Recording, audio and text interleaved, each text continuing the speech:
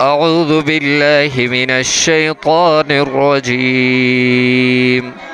بسم الله الرحمن الرحيم.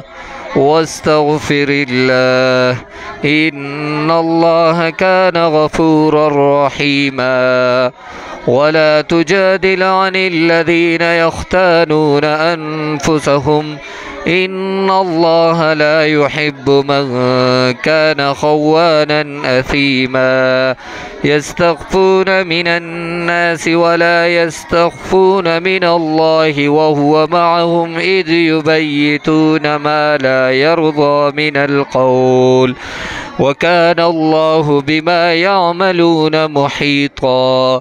ها أنتم هؤلاء جادلتم عنهم في الحياة الدنيا فمن يجادل الله عنهم يوم القيامة أم من يكون عليهم وكيلا.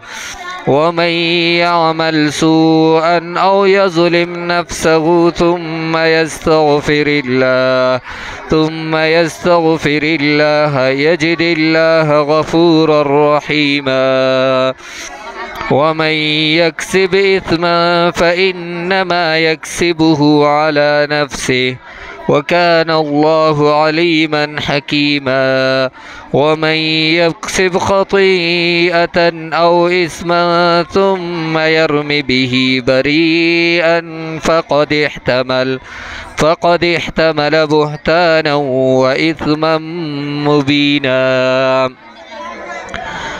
ولولا فضل الله عليك ورحمته لهمت طائفة منهم أن يضلوك وما يضلون إلا أنفسهم وما يضرونك من شيء. وأنزل الله عليك الكتاب والحكمة وعلمك ما لم تكن تعلم وكان فضل الله عليك عظيما.